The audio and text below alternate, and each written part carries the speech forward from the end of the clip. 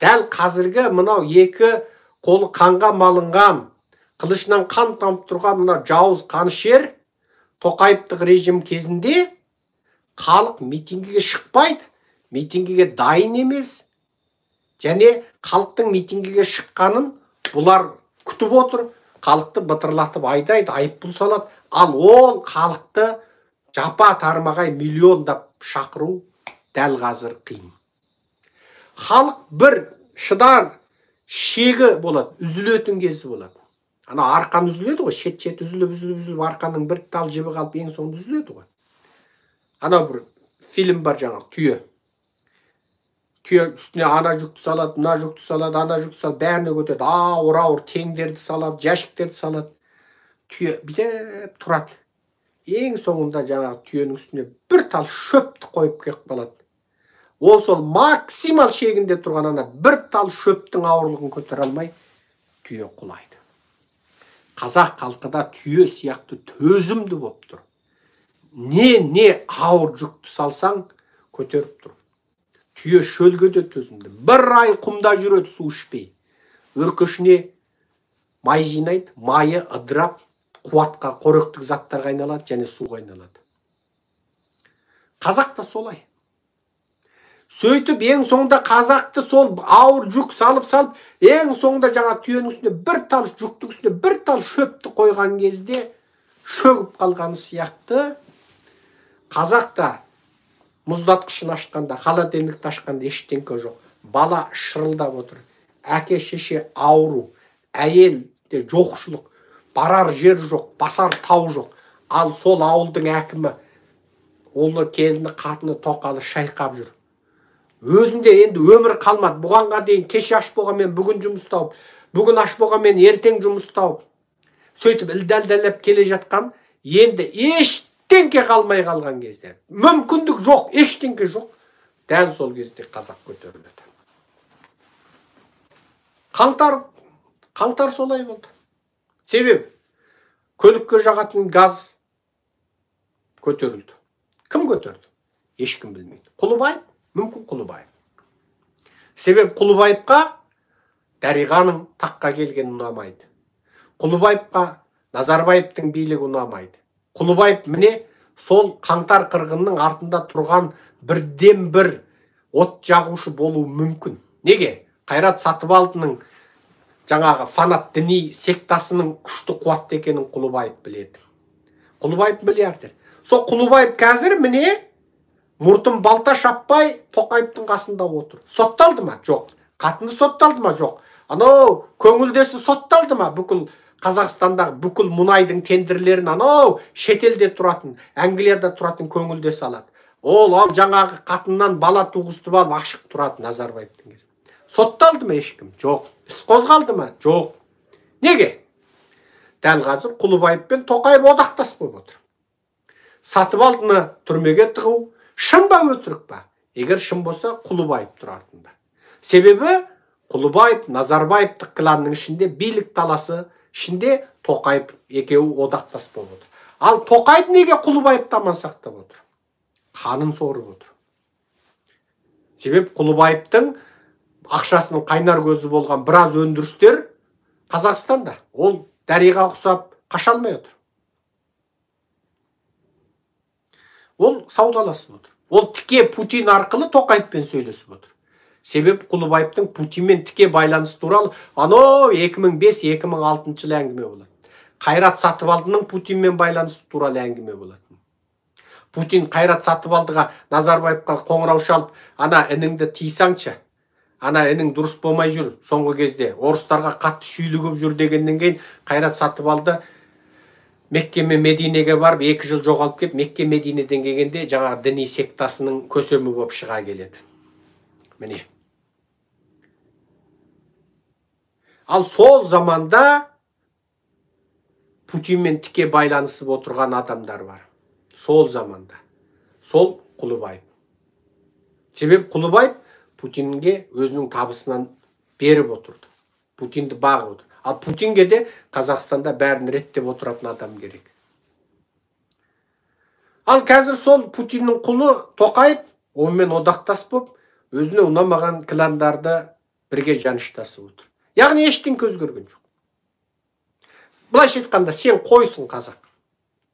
Сені ақ қасқырдың жегені жақсы ма, қара қасқырдың жегені жақсы ма, сұр қасқырдың жегені жақсы ма? Саған не айырмасы бар? Сенің малыңды, сен қазақ, сен қойшысың. Сенің қойыңды кәрі қасқыр кеп тамақтап қырып кетсе жақсы ма? Жоқ, жас бөлтіріктер кеп қырып кетсе жақсы ма? Ана таудың қасқыры шапса жақсы ма? Мына таудың қасқыры шапса жақсы ма? Саған не айырма? Саған қасқыр бәрі. Назарбаев та қасқыр, Дариға да қасқыр, ұрғашы қасқыр, Құлыбаев та қасқыр, Қайрат Сатыбал да қасқыр. Сені көктетпей, малыңды тамақтап қырып, сені өсірмей отырған қалың қаншерлер ғой бұлар. Саған анау кетіп, мынау келді, оның не айырмасы бар? Жоқ, Құлыбаев жаңағы қойды тамақтағанда жұмсақ, жаңағы қойды рахаттандырып, күлдіріп, еркелетіп отырып тамақтаймеген. Жалпы Қазақстанның қоғамында жаңа өзеннен басталған қаңтар қырғыны, жаңа өзеннің халқы бастады соны. Сол газды көтеруге қай компания көтерді соны? Кім біледі соны? Ол компанияның артында кім тұр? Не үшін көтерді? Қай себеппен көтерді? Және ол тура жаңа көлікке жағатын газ, ол кімнің бизнесі? Демек, әңгіме содан шығады. Біз осы Еуропа мен Американы түсіндіре алмадық. Көлікке газ жағады дейді.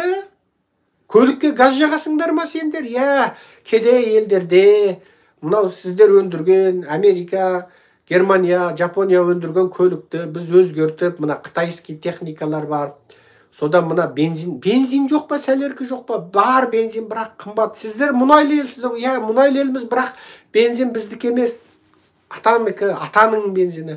Сондықтан мына халық жоқшылықтан жаңағы газды жағады. Ойбай, газ жағасыңдар ма? Иә, газ жағамыз деп, Еуропа мен Америкаға әрең түсіндірдік.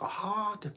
Сонда біздің көлікті сендер газ жағатын көлік өзгертіп жібересіңдер ме? Иә, біз сөйтіп өзгертіп жіберміз. Сендер мықтысыңдар ғой. Жоқ, ол Қытайдың техникасы. Ол енді қайыршы тәсілді.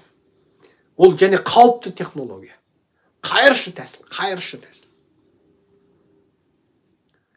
Заводтан шыққан оригинал көлікті өзгертіп Қытайдың техникасыменен газ жағу, ол өте қауіпті оқиға. Ойбай, олар соғылса бітті ғой. Е, соғылса жарылады. Міне. Қаңтар қырғыны кезінде бүкіл батыс таңырқады. Бүкіл батыстың медиасы жазды. Олар газ жағады екен деп көлікке. Міне. Яғни бұл жерде әңгіме ереуілден шығып отыр. Ереуіл газден шықты. Газ өсті, тасымал өсті. Таксидің бағасы өсті. Жүк тасымал өсті. Жүк тасымал өскеннен кейін азық-түлік өсті.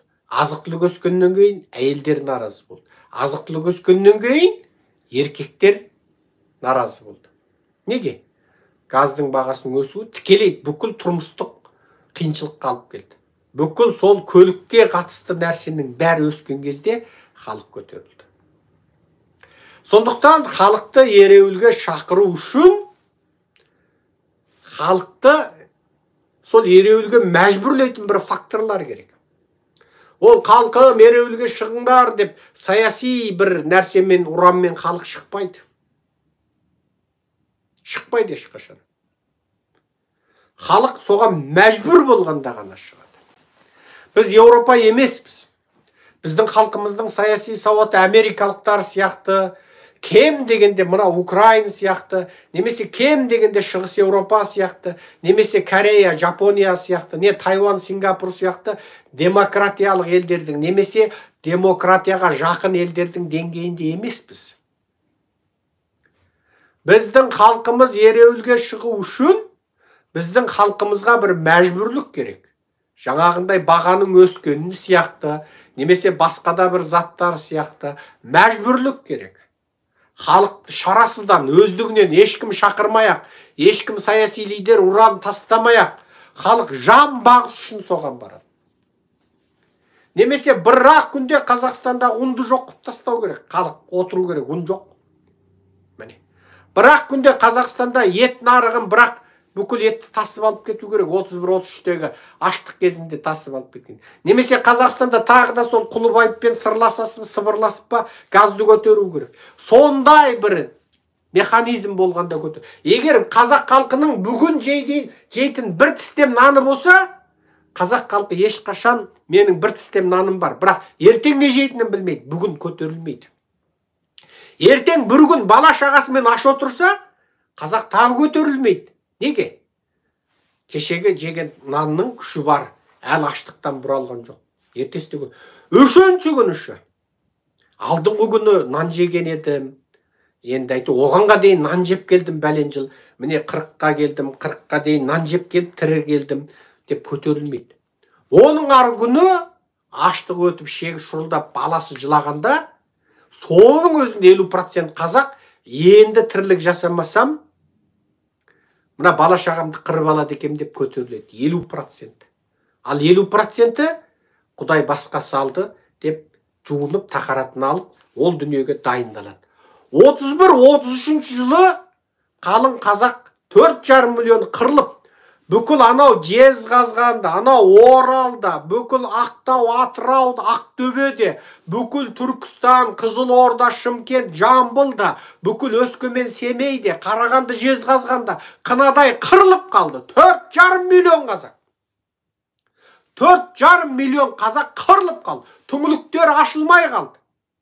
Бірінің баласын бірі ауыстырып жеді, не ұрдап жеді. Көшеде өліп жатқан өлікті жеді қазақ. Сол кезде қазақ не істеуді білген жоқ. Ақыры аштан өледі екенмін. Үміттенді ертеңнен. Қазақ сондай қалды.